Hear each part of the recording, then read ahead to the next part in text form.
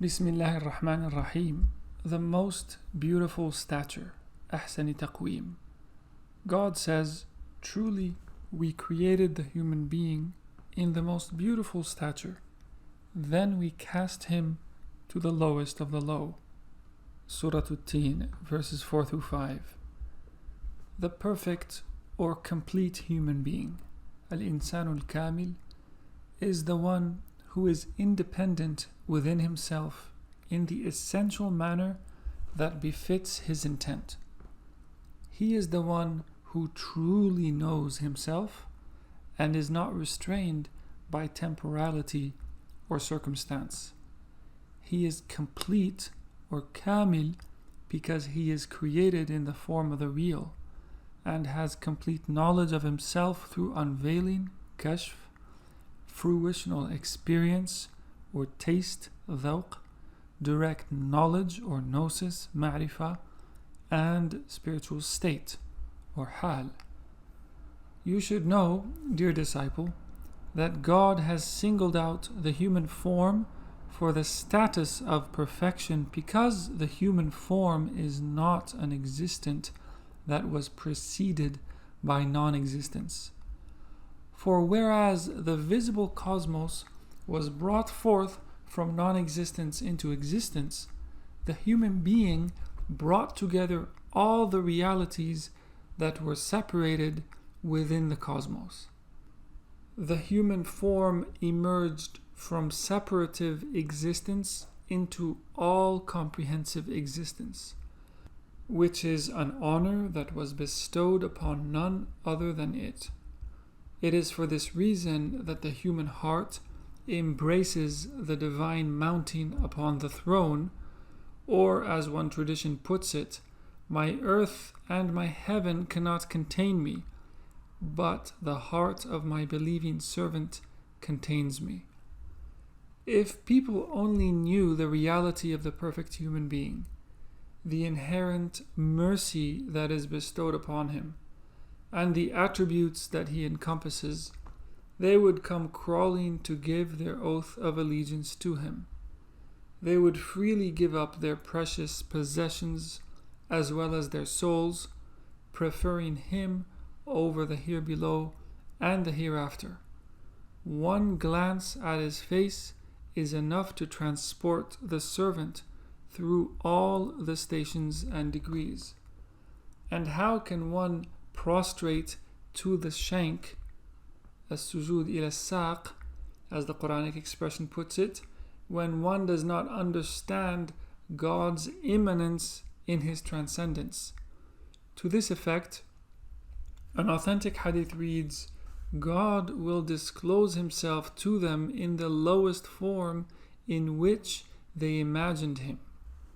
Thus, whoever knows the perfect human being knows God, and it is only through him that God can be known, nor is there any entry except through his door, nor any annihilation except in his lights, nor any subsistence except through his secrets.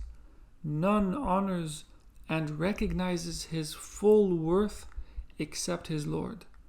As for his lovers, they are incapable of describing him, so they prefer to remain silent in his beautiful presence. Indeed, he is the disclosure site of Ahsani taqweem, the most beautiful stature that God created with his own hands. A hadith from the two authentic collections of Bukhari and Muslim read, Verily God created Adam in his form, or in the narration of Imam Ahmad ibn Hanbal, in the form of the real, ala Surat al-Rahman. He was assigned to guide people to the real so that the outpouring and replenishment of the real may reach them. This madad or replenishment is the cause that sustains the cosmos above and below. For it is impossible for the divine replenishment to reach the cosmos directly, since there is no correspondence between eternity and non-eternity.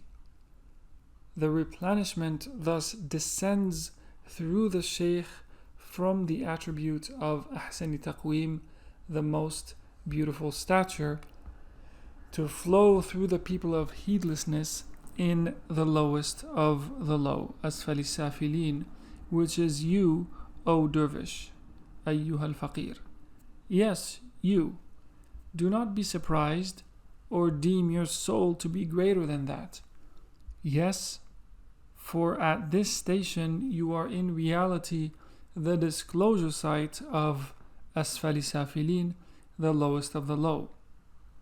And although among the common believers you may appear to be among the advanced seekers and knowers of God, in fact, whatever blessings, awe, divine light, integrity, and spiritual states you may exhibit are none other than disclosures of your Shaykh, flowing from the station of the most beautiful stature into your heart.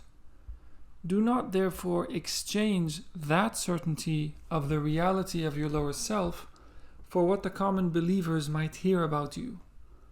The common believers have no knowledge of your inner self. They only know your outward appearance. That is why you must pray for your Shaykh at this station in each prayer and with each deed. Begin your speech and end it with a supplication for him. Show others his gratuitous favor upon you and his superiority over you, for the blessing of knowledge increases when you ascribe it to its folk. Beware of presuming that you have any rightful claim to anything, or that you possess any blessings or any faith, lest you perish and are driven away from the presence, for the Shaykh's jealousy knows no limits.